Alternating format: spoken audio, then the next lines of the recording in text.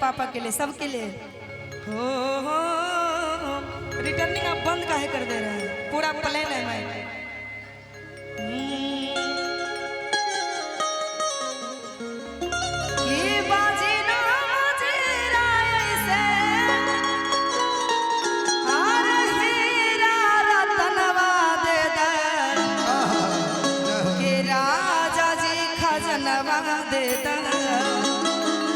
रानी हो गहनवा देता कि है यार मनवा अपन कान के रनवा राजा जी खजनवा रानी हो गहनवा राजा जी खजनवा देगा रानी हो गहनवा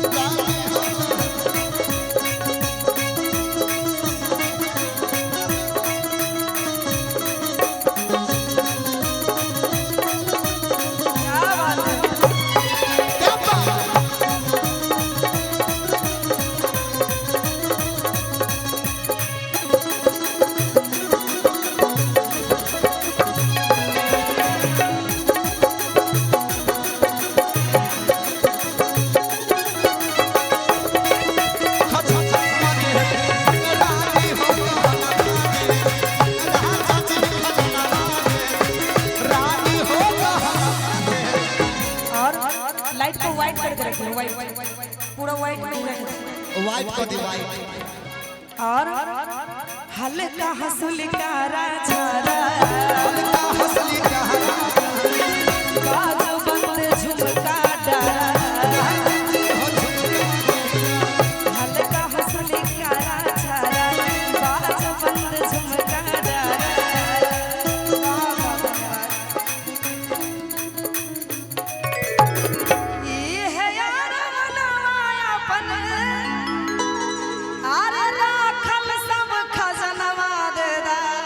दे दिए 100 रुपया पर ठग लिए। नहीं 100 नहीं है, 500 है। अरे सॉरी। स्वराज जी की तरफ से ढेर सारा पुरस्कार आया है। और बउआ के कौन है? स्वराज जी भाई है। अच्छा बहुत बहुत धन्यवाद भाई हो के इतना भी तो कोशिश किए हैं।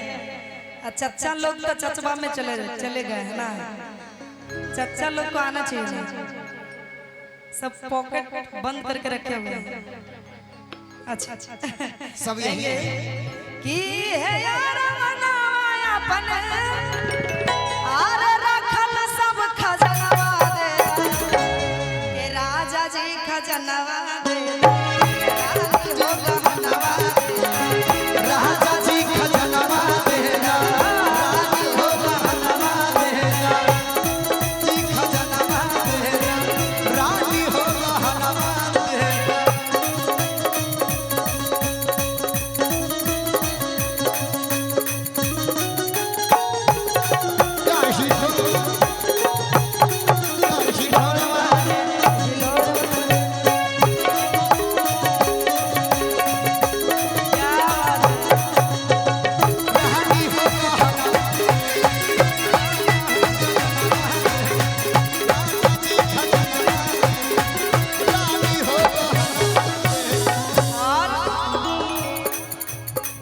कमर कर धनिया दे कर धनिया दे पाँव के पैजनिया दे पाँव के पैजनिया दे कमर कर धनिया दे धनिया दे पाँव के पैजनिया दे पाँव के पैजनिया दे ये यार मनवा अपन ये यार मनवा अपन रानी के ललनवा दे। जब हमारे आस्था जी जन्म लेते हैं तो बधैया गाने आते हैं उनके दरवाजे पे और कहते हैं कौन भाव में कि है यार मनवा अपन आर